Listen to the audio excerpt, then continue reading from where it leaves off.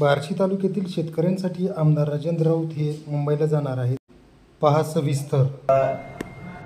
आपल्या माध्यमातून मी सांगू इच्छितो की या ठिकाणी जो 2 सप्टेंबरला पाऊस झालेला आहे तो 65 मिलीच्या वरती पाऊस झालेला आहे. त्यामध्ये 4च मंडळाचा समावेश होताना या ठिकाणी दिसतोय.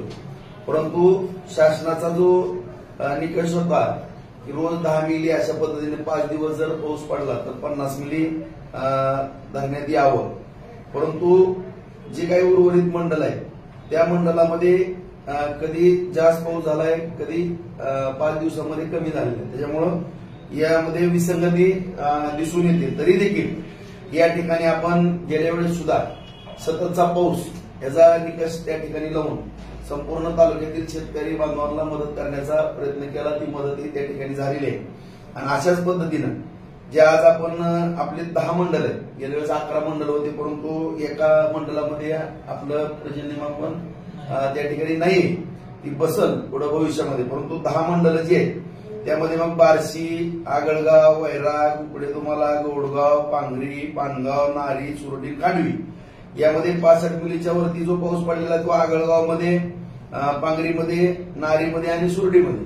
परंतु जी 6 मंडळ आहेत त्या 6 मंडळाला जी काही थोडी अडचण या ठिकाणी निर्माण झालेली आहे, निश्चितपणाने या ठिकाणी सगळं माननीय तहसीलदार साहेब आहेत, कृषी अधिकारी, या ठिकाणी आम्ही सगळ्याच दृष्टिकोनातून या ठिकाणी आम्ही प्रयत्न करतोय आणि शासन दरबारी ह्याचा पाठपुरावा करून या ठिकाणी माननीय मुख्यमंत्री साहेब, दोन्ही उपमुख्यमंत्री, कृषी मंत्री यांच्याकडे मी स्वतः सोमवार मंगळवार त्या ठिकाणी जाणार आहे.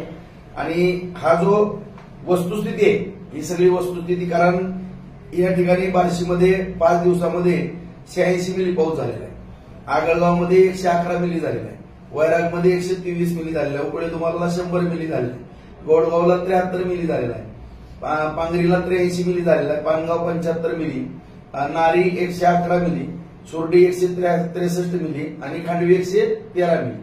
अशा पद्धतीनं साधारण तो 5 दिवसामध्ये एका दिवसाचा जरी निकष 65 मिलीचा असला किंवा 5 दिवसाचा 10 मिलीचा असा जर सततचा पाऊस असला तरी देखील एखादा दुसरा जो काही गॅप पडलेला आहे असा निकष न लावता सरसकट बार्शी तालुक्याला या ठिकाणी अतिवृष्टीचा सततच्या पावसाचा निकष लावून या ठिकाणी मदत कशा पद्धतीने आपल्याला मिळवता येईल या दृष्टिकोनातून माझे प्रयत्न निश्चितपणाने राहतील.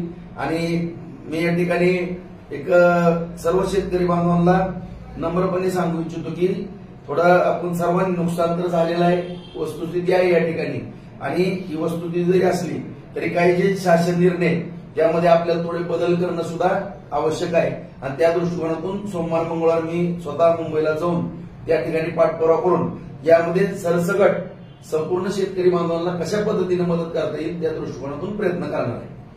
दुष्काळाची पाहणी किंवा पंचनामे याबद्दल आपण काय कारवाई केली? नाही, आम्ही सातत्याने गेल्या वेळेस पण मी पत्र दिलेलं होतं पंचनामे करण्याच्या दृष्टिकोनातून. त्या पद्धतीनं ह्या 65 मिलीचे पंचनामे झाले, परंतु प्रशासनाला पण थोडी अडचण जी निर्माण होती ती शासन निर्णयामुळे, त्याच्यामुळं या ठिकाणी वास्तव आहे की रोजच पाऊस पडतोय, आणखीनही परतीचा पाऊस संपलेला नाही.